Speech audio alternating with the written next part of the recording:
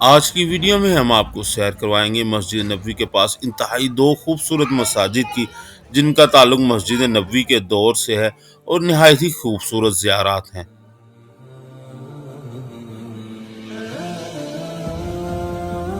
بھی کہا جاتا ہے، اور اس مسجد میں نبی کریم صلی اللہ علیہ وسلم نے نماز استسقاء ادا کی، اور اس کے علاوہ آپ نے یہاں عیدوں کی نماز بھی پڑھائی تھی، کیونکہ اس جگہ پہ میدان ہوا کرتا تھا۔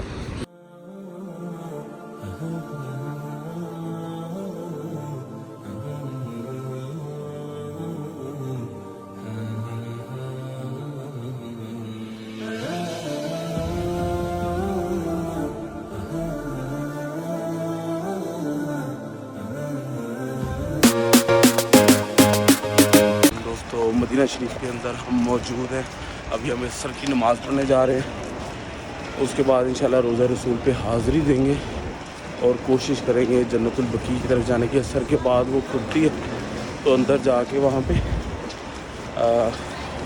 قبر کے اوپر دعائے مغفرت پڑھیں گے، اور آپ کو بتائیں گے اندر کون کون سے صحابہ اکرام اعلی مرتبہ جو ہماری اسلام کی ہستی ہیں، ان کی قبور موجود ہیں، ان کے روزہ جات موجود ہے۔ تو چلیے پھر چلتے ہیں۔ اب دیکھیں رونق بہت زیادہ ہے، اس وقت ہم گزر رہے ہیں، یہ حضرت ابوبکر صدیق رضی اللہ تعالیٰ عنہ کی مسجد، یہ مسجد غمامہ، اور یہ حضرت علی رضی اللہ تعالیٰ عنہ کی مسجد کے پاس ہے۔ ان کی بھی ایک تاریخ ہے۔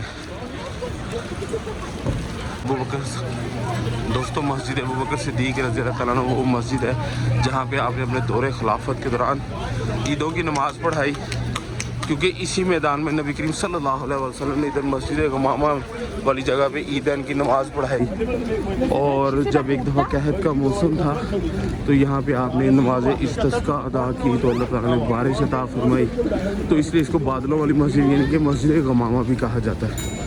تو وہ سامنے مسجد نبوی ہے، اس طرف ہم جا رہے ہیں۔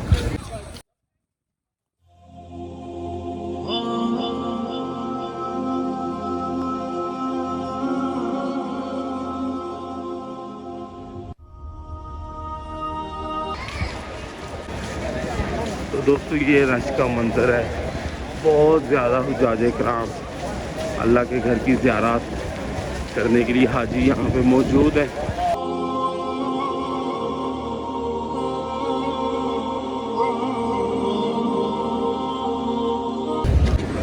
وہ باب السلام ہے جہاں پہ سلام کے لیے روزہ رسول میں حاضری دی جاتی ہے، اور رش کی وجہ سے نماز سے پہلے ادھر پہنچنا مشکل ہے، تو ہم کوشش کریں گے مسجد نبوی کے اندر جا کے نماز ادا کریں، نہیں تو انہوں نے باہر بھی سارے یہ قالین بچھا دی ہیں نماز کے لیے، تو باہر بھی ادا کی جا سکتی ہے نماز۔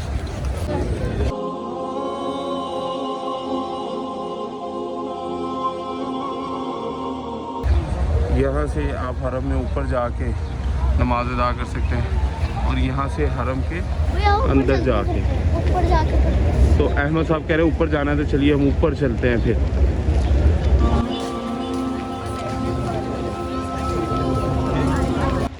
السلام علیکم دوستو، یہ پیچھے مسجد نبوی ہے، اور مسجد نبوی کے سجدہ گاہ والی سائڈ پہ رائٹ سائڈ کے اوپر یہ مساجد واقع ہیں، جن میں سے ایک مسجد نبی کریم صلی اللہ علیہ وسلم سے منسوب ہے، اور اس کے علاوہ ایک یہ مسجد حضرت ابوبکر صدیق کی، اور ایک اس کے پیچھے حضرت علی رضی اللہ تعالیٰ عنہ کی، ایک اس سائڈ پہ حضرت عمر فاروق رضی اللہ تعالیٰ عنہ کی، اور ایک اس سائڈ پہ کر کے آتی ہے وہ حضرت عثمان غنی رضی اللہ تعالیٰ عنہ سے منسوب ہے۔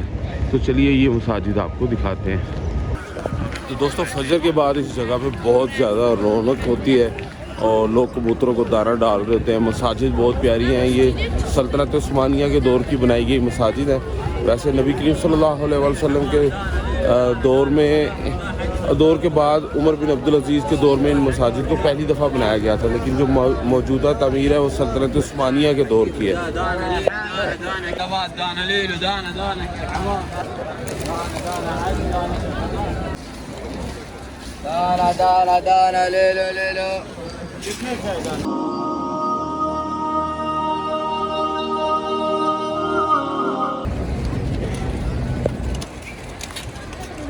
یہ ہے مسجد غمامہ، جسے بادلوں والی مسجد بھی کہا جاتا ہے، اور اس مسجد میں نبی کریم صلی اللہ علیہ وسلم نے نماز استسقاء ادا کی، اور اس کے علاوہ آپ نے یہاں عیدوں کی نماز بھی پڑھائی تھی، کیونکہ اس جگہ پہ میدان ہوا کرتا تھا۔ تو چلیے یہ آپ کو اندر سے جا کے دکھاتے ہیں۔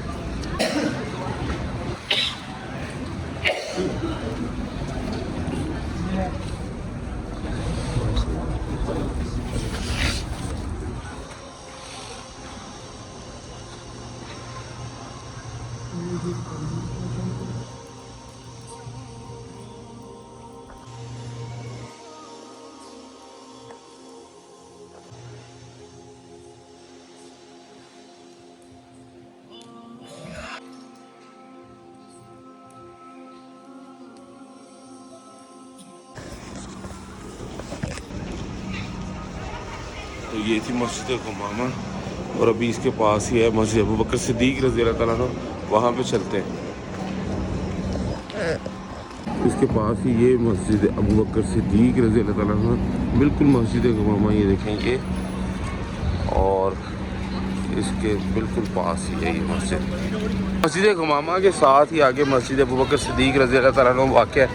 اس جگہ کے متعلق بھی دو روایات ہیں، ایک کہتے ہیں کہ یہاں پہ حضرت ابوبکر صدیق رضی اللہ تعالیٰ عنہ کا گھر ہوا کرتا تھا، اور دوسری روایت کے مطابق نبی کریم صلی اللہ علیہ وسلم کی سنت کو فالو کرتے ہوئے آپ رضی اللہ تعالیٰ عنہ نے یہاں پہ عید کی نماز پڑھائی، تو اس وجہ سے یہ مسجد یہاں پہ سلطنت عثمانیہ کے دور سے قائم ہے۔ یہ موجودہ تعمیر ہے، ویسے مساجد پہلے خلیفہ ہارون الرشید کے دور میں یا عمر بن عبدالعزیز کے دور میں بنا دی گئی تھی۔ مسجد کھلی ہے، مسجد کے اندر چلتے ہیں۔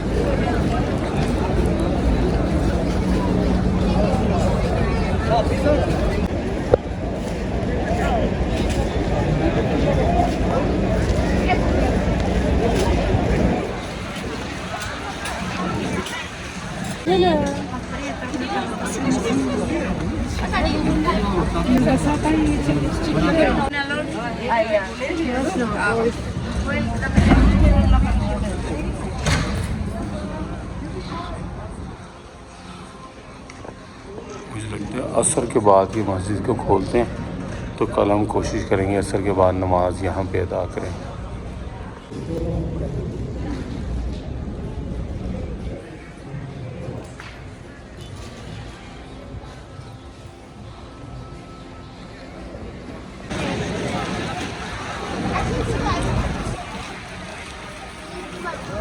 تو دوستو یہ مسجد ابوبکر صدیق رضی اللہ تعالیٰ عنہ، یہ اس کا مینار ہے، اور مدینہ میں یہ جو کالے پتھر ہے یہ لوکل ہے، انہی سے بنائی گئی ہے۔ مسجد غمامہ بھی اسی طرح بنائی گئی ہے، یہ اس کا سائیڈ کا ویو ہے۔